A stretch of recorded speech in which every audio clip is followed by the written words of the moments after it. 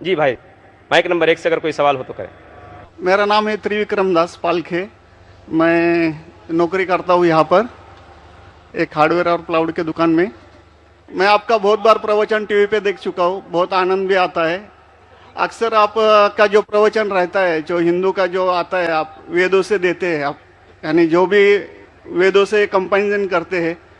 लेकिन हमारे जो वेद है वो अक्सर जो है वो स्वर्ग यानी जन्नत तक ज़्यादा करके ये करते हैं। लेकिन उसके आगे अगर हिंदू में अगर हम लोग जाएंगे, अगर सही में हिंदू भी नहीं बोलते, हम सनातन धर्म कहते हैं। जैसे आपने अभी व्याख्या किया था, नदी के पार के हिंदू उसको कहा जाता है। तो हम तो सनातन धर्म से है। तो सनातन धर्म में हमारा जो आता है जो भगवत गीता, जैसे आपके अंदर जो ये है, जैसा बाइबल का आपने इस्लाम का ये है, कुरान है, तो इसी तरह हमारा भगवत गीता है। और जो भगवान के बारे में जानना है यानी अल्लाह के बारे में जानना है, तो अगर हमारा है तो भागवतम है। तो भागवतम से हम लोग हमारा चलता है सब कुछ। अगर ये है वेद तो हमको स्वर्ग तक जाने के लिए है। लेकिन हमारा जो भागवतम है वो अल्लाह तक जाने के पहुँच तक है, यानी अल्लाह को हम सामने सामने देख के उनकी सेवा करने के लिए है। तो जो अभी आपने जो भी बोले थे, जो जवाब दिया था, अभी कर रहे थे औरतों के बारे में, माताजी लोगों के बारे में, तो हमारे भगवत गीता में भी लिखा है कि औरत को भगाता है तो उसको मार दीजिए। ऐसा नहीं है कि आपके इसमें सब में एक ही जैसा है।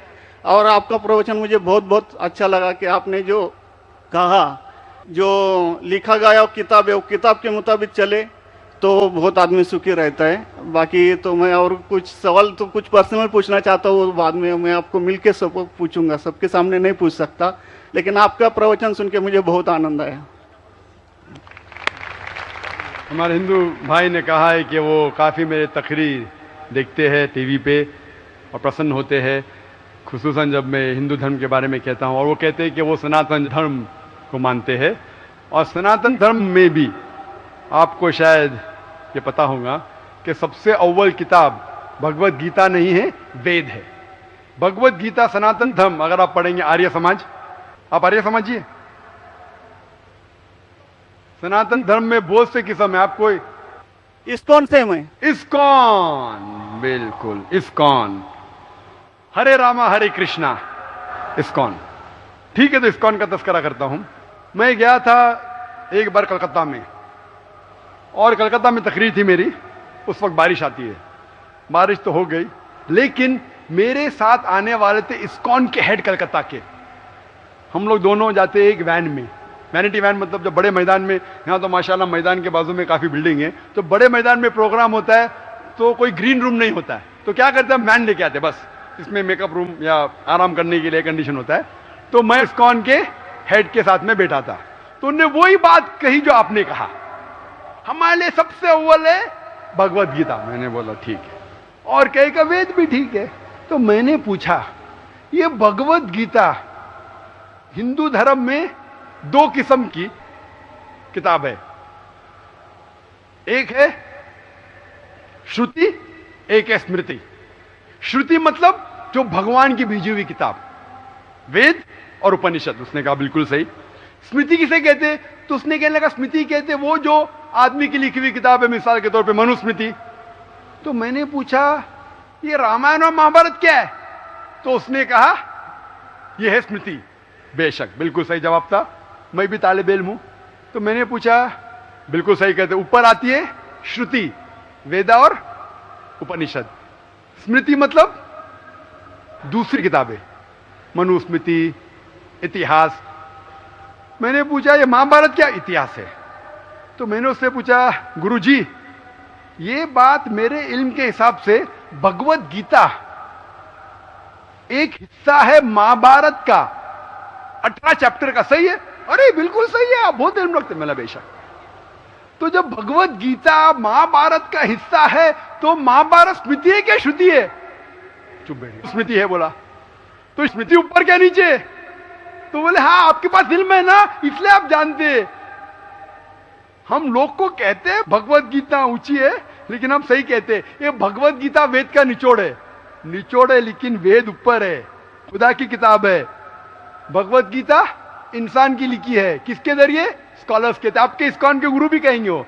लेकिन आप आम आदमी हैं, आप शायद ये पेचीदा चीजों को जानते नहीं। हम तालिब इल्म हैं, मैं स्कॉलर नहीं हूं, तालिब इल्म हूं तकाबले मज़ाहिब का, इस्लाम एंड कंपैरेटिव रिलीजन का। तो बोले बेशक आप बिल्कुल सही कहते। तो मैं कहूंगा अगर वेद और भगवत गीता में टकराव है, किसकी बात मानेंगे? तो बोले आमतौर पे तो हम कहते हैं भगवत गीता ऊपर है, लेकिन आप सही कहते हैं क्योंकि आपके दिल में। तो मैं वो डबल स्टैंडर्ड क्यों? जिसके बाद दिल में बदल जाता है क्या? 2+2 4 ही रहता है, चाहे वो सेकंड स्टैंडर्ड में या 10th स्टैंडर्ड में। 2+2 वही रहेगा, 4 बदलेगा नहीं। तो मैं ये कहता हूं गुरुजी से, आपके संत से, कि आप अपनी किताब लोगों में आम करो, हिंदुओं में आम करो वेद। लेकिन हिंदू धर्म में सिर्फ ब्राह्मण ही वेद को पढ़ सकता है, क्षत्रिय नहीं पढ़ सकता है। क्यों? बाकी लोग नहीं पढ़ सकते, वेद व्यास शूद्र नहीं पढ़ सकता है। क्यों? हमारे मजहब में ऊंच नीच नहीं है, काला या सफेद, अमीर या गरीब, राजा या फकीर, कुरान पढ़ सकता है। नमाज के लिए जब उस ईश्वर की हम इबादत करते हैं, जब खड़े होते नमाज के लिए, कंधे से कंधा मिला के करते, चाहे वो फकीर या अमीर या गरीब, फकीर या राजा साथ में खड़ा है तो कंधे से कंधे मिला के खड़ा होता है। और आप यहां देखेंगे, और मैं अल्हम्दुलिल्लाह कई बार सऊदी अरब गया हूं और किंग अब्दुल्ला की दावत पे भी गया हूं, माशाल्लाह उनकी सिक्योरिटी रहती है, तो सिक्योरिटी हट जाती है, आप साथ में तो साथ में अल्हम्दुलिल्लाह। राजा या फकीर, अमीर या गरीब, काला या सफेद, यकसा है। तो मैं ये कहना चाहता हूं, आप बिल्कुल सही कह रहे थे कि वेद स्वर्ग की बात करता है लेकिन खुदा की बात भी करता है। भगवत गीता में भी स्वर्ग की बात लिखा है, खुदा का भी लिखा है। आप बोले अल्लाह के करीब आने के लिए भगवत गीता सही है, बराबर? मैं ये नहीं कह रहा हूँ कि ये वेदों में नहीं कहा है, वेदों में बहुत आखिरी में आता है। लेकिन जो भगवत गीता जो है वो डायरेक्ट भगवान हुआ है, यानी अल्लाह ने कहा हुआ है, ऐसा है। तो इसके लिए अभी वेद तो संस्कृत में है, वो पढ़ नहीं सकते। लेकिन जो भगवत गीता है वो बहुत सारी इसमें ट्रांसलेशन हो गई है। और जो भगवत गीता है बहुत सारे आदमी ने यानी लिखी हुई है, करीबन 200-300 लोगों ने लिखी है अपने अपने हिसाब से। हाँ, बिल्कुल सही कहा। लेकिन इस्कॉन का जो गीता है भगवत गीता, वो गुरु परंपरा में है, वो भी आदमी है, एज इट इज लिखा हुआ है। यानी वो परंपरा में अगर गया तो वो कृष्ण तक गया, यानी जिसने जो कहा है वो एज इट इज है, इसके लिए उसका लिखा हुआ as it is Bhagavad Gita. आपके स्वामी प्रभुपदा, बराबर? यस, बराबर हुआ, स्वामी प्रभुपदा। प्रभुपदा इंसानी थे ना? हाँ, इंसानी थे ना, मैं किधर ना बोल रहा हूँ। ये हमारा कुरान जो है ना, डायरेक्ट अल्लाह की तरफ से तो ना मोहम्मद सल्लल्लाहु अलैहि वसल्लम ने लिखा है। वही हम लोग ने ये कुरान जो है डायरेक्ट अल्लाह की नाजिल यूं बहू। इसलिए जितने भी दिगर मज़ाहिब की किताब है, जैसे वक्त जाने लगे बदलते गए। आप बिल्कुल सही कहते, 300 किस्म की किताब है, बाइबल सैकड़ों किस्म, हमारे IRF में 200 किस्म की बाइबल है। आप किस में मानेंगे? कुरान आप लो, कोई भी कुरान लो, इंडिया में, अमेरिका में, यूके में, हिंदुस्तान में, पूना में, हूबहू वही है। एक लफ्ज की बात दूर रही, आ की मात्रा, ई की मात्रा, जबर जेर पेश, वो भी फर्क नहीं है, फत्ता दम्मा कसरा में भी फर्क नहीं है।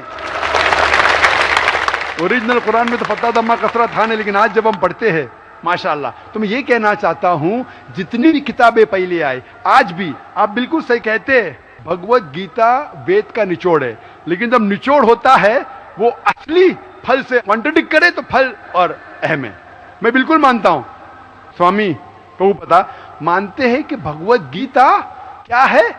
वेद का निचोड़ है। और वो कहते हैं, मैं भी पढ़ चुका हूं, आपकी Bhagavad Gita as it is पढ़ चुका हूं, उसमें ही लिखा, उसका ही ट्रांसलेशन था। भगवत गीता अध्याय नंबर 7 श्लोका नंबर 20 में, जो कोई दुनियादारी के पीछे भागता है वो गलत खुदाओं के पीछे भागता है। आपकी भगवत गीता में लिखा है एज इट इज में। और उसका अगर प्रीफेस पढ़ेंगे, उसमें लिखा है कि ये जो वेद है वो गाय है, भोज से गाय है, और कृष्ण क्या है? दूध निकालने वाला इंसान। और दूध क्या है? भगवत गीता है। सही कह रहा हूं कि नहीं? प्रीफेस में लिखे है। कौन कहता है? आपके स्वामी प्रभुपदा। मुझे उसका ट्रांसलेशन पसंद है। अक्सर हमारे वहां भी माशाअल्लाह 50 से ज्यादा भगवत गीता है। मैं लेकिन स्वामी प्रभुपदा की गीता को पसंद करता हूं, अच्छी गीता है। इसीलिए मैं प्रीफेस कह रहा हूं। लेकिन उसमें भी लिखा हुआ है, उसके अंदर भी वो निचोड़े वेद का निचोड़ है। लेकिन निचोड़ मतलब नहीं कि असल फल को गाय को छोड़ देंगे, गाय चले जाएंगी तो दूध क्या करेंगे आप? गाय रहेंगी तो दूध मिलते रहेगा ना। दूध को लेंगे, गाय को मार देंगे, दूध आपका खत्म हो जाएगा भाई। गाय को जिंदा रखो, रोज दूध लो, बराबर के नहीं? दूसरे बच्चे पैदा करेंगे गाय, लेकिन तो गाय को मत छोड़िए। इससे हमें पता लगता है, उसमें लिखा हुआ है, आपके वेद में लिखा हुआ है कि और एक पैगंबर आने वाला है। आपकी भगवत गीता में लिखा है चैप्टर नंबर 4 में वर्ष नंबर 7 से 8 में, यदा यदा धर्मस्य, यानी युग युग में जब भी परेशानी आएंगी इस धरती पे तो मैं एक रूप हासिल करूंगा, अवतार। अवतार की सही मानी आपको मिलेगा वेद से। उसमें पता चलता है जिसे हम कहते हैं पैगंबर, आखिरी पैगंबर, आखिरी अवतार कौन है? कल के अवतार। अगर आप भगवत गीता में मानते, अगर आप वेद में मानते, आपको आखिरी अवतार कल के अवतार में मानना ही पड़ेगा, फिर ही आप कह सकते मैं असल भक्त हूं भगवत गीता का। वो तो है ही, आपने जो बताया कल के अवतार तो आने वाला तो ही आप है, मानते कल के लास्ट अवतार में आने वाला है। आ चुका है। और उसमें लिखा था कल के अवतार की मां के नाम क्या है? सुमति। सुमति की मानी अमन, अरबी में कहते हैं आमिना। मोहम्मद सल्लल्लाहु अलैहि वसल्लम के वालदा का नाम था आमिना। उसमें लिखा है कल के अवतार, चैप्टर नंबर, अभी हवाला भी दे रहा हूं मैं, टाइम मिल रहा है ना। कल के अवतार चैप्टर नंबर 2 वर्ष नंबर 5 श्लोक नंबर 5, 7, 9, 11, 15। इसमें लिखा है कि उसके वालिद का नाम है विष्णु यास। विष्णु यास मतलब खुदा का बंदा, अरबी में तर्जुमा करेंगे अब्दुल्ला। मोहम्मद सल्लल्लाहु अलैहि वसल्लम के वालिद का नाम था अब्दुल्ला। उसमें लिखा है वो इसी जगह में पैदा होंगे जो अमन की जगह है। हम मानते हैं कि मक्का एक अमन की जगह है। उसमें लिखा है कि वो उस फैमिली में पैदा होंगे जो उस इलाके के अमीर होंगे। हम जानते हैं कि कुरैश के फैमिली में पैदा हुए थे मोहम्मद सल्लल्लाहु अलैहि वसल्लम। उसमें लिखा है कि वो 12वीं तारीख माधव के दिन पे पैदा होंगे, वो 12वीं रब्बी अव्वल मोहम्मद सल्लल्लाहु अलैहि वसल्लम पैदा है। आगे आप पढ़ेंगे वेद में लिखा है कि उसके 4 करीब दोस्त थे, जिसका मैं जिक्र किया हूं। 4 करीब दोस्त मोहम्मद सल्लल्लाहु अलैहि वसल्लम के थे, जो हजरत अबू बकर, हजरत उमर, हजरत उस्मान, हजरत अली। मैं अल्लाह भी मौल, अल्लाह ताला की रहमत सब पे हो। किसके बारे में जिक्र करें? उनको सबसे पहली जो वही आएंगी वो आएंगी एक गार के अंदर। हम जानते हैं मोहम्मद सल्लल्लाहु अलैहि वसल्लम सबसे पहली वही आए गारे हिरा में। फिर वो करेंगे हिजरत नॉर्थ की तरफ, फिर से वापस आएंगे। मोहम्मद सल्लल्लाहु अलैहि वसल्लम हिजरत की मदीना जो नॉर्थ के ऊपर है, फिर से वापस आए। मैं तो 1 घंटा सिर्फ तस्करा कर सकता हूं मोहम्मद सल्लल्लाहु अलैहि वसल्लम हिंदू धर्म में, वक्त नहीं है। मैं ये पूछना चाहता हूं, आप मानते क्या इस कल के अवतार में? आप मानते मोहम्मद सल्लल्लाहु अलैहि वसल्लम आखिरी पैगंबर है? मैं तो कुरान 3 बार पढ़ा हूँ साहब, मैं तो मानता हूँ कुरान को, वो बात नहीं है। मानना सिर्फ जरूरी नहीं, अमल करना जरूरी है। मैं कहूंगा मैं खुदा को मानता हूं, खुदा की बात पे अमल ना करता हूं तो बेकार है। मैं कहता हूं मैं मेरे वालिद से बहुत मोहब्बत करता हूं, वालिद की बेइज्जती करता हूं, वालिद की बात नहीं मानता हूं, वालिद से बदतमीजी करता हूं, तो क्या फायदा? आप समझ रहे ना? समझ रहा हूँ मैं, लेकिन आपने कुछ पहले ही अभी 10-15 मिनट पहले ही आपने कहा था कि जो भी है कुरान है, वेद है और बाइबल है, कि जो जो उसमें लिखा हुआ है खुदा ने उसके ऊपर अमल करना चाहिए। तो मैं अपने इससे अमल करता ही हूँ, जो कुछ मानता तो हुई खुदा एक ही है करके, वो तो मानता ही है। बिल्कुल, मैं नहीं बोल रहा कि आपके लिए कोई खुदा अलग है, मेरे लिए कोई अलग है, या ईसाई के लिए कुछ अलग है। आप सनातन धर्म के हैं, मैं जानता हूँ सनातन धर्म में एक खुदा को मानते हैं। वो मानते खुदा की प्रतिमा नहीं, अक्स नहीं है, बराबर ये मानते। लेकिन मैं ये जानना चाहता हूँ आप कल के अवतार में आप मेरे सवाल को घुमाओ मत। मैं जानता हूं, नहीं है मैं ये जानता हूं सनातन धर्म के बारे में जानता हूं। पहले स्टेज में आप पास कर चुके, एक खुदा में मानते, बिल्कुल सही। मैं ये बात जानना चाहता हूं कि उस खुदा के अवतार पैगंबर, आखिरी पैगंबर में आप मानते हैं क्या नहीं मोहम्मद सल्लल्लाहु अलैहि वसल्लम? ये मेरा सवाल है। यानी मोहम्मद पैगंबर को आप मानते कि वो आखिरी पैगंबर थे क्या नहीं मानते? वो तो मानता हूँ मैं, मुझे मालूम है ना मोहम्मद पैगंबर आखिरी थे मोहम्मदन में। वो तो मानता ही हूँ मोहम्मदन में ने आपके लिए, सबके लिए है ना। बिल्कुल सही। तो कोई धर्म, कोई एक मजहब का थोड़ी रहता है गुरु, तो सबके रहता है। वो एक मजहब का थोड़ी गुरु रहता है कि वो एक मजहब के लिए, वो सब मजहब के लिए गुरु रहता है। तो मानता ही मैं उसको, बिल्कुल सही। लेकिन ये कहना कि सब मजहब यकसा है हूबहू, ये सही नहीं। यकसानियत है, इसीलिए मैंने कहा यकसानियत पे अमल करो। आप बोलेंगे मैं सब हिंदू चीज पे अमल करूंगा, कई हिंदू जाते बुत परस्ती करने के लिए, आपने करते, अच्छी बात है अल्हम्दुलिल्लाह, इसीलिए मैं आपको कांग्रेचुलेट करता हूं। आप बुत परस्ती नहीं करते, मैं आपको कांग्रेचुलेट करता हूं, मैं कांग्रेचुलेट करता हूं, क्योंकि सनातन धर्म बुत परस्ती नहीं करता है। अल्हम्दुलिल्लाह सुम्मा अल्हम्दुलिल्लाह आप आधे इम्तिहान में सफलता पा गए। अभी ये पूछता हूं मैं, जैसे आपने कहा आप अगर मोहम्मद सल्लल्लाहु अलैहि वसल्लम को आखिरी पैगंबर मानते हैं तो उसके पैगाम पे अमल करना जरूरी है। सिर्फ पैगाम को पढ़ना जरूरी नहीं, पैगाम पे अमल करना जरूरी है। अगर मैं कहता हूं मानता हूं लेकिन अमल नहीं करता तो कोई फायदा नहीं।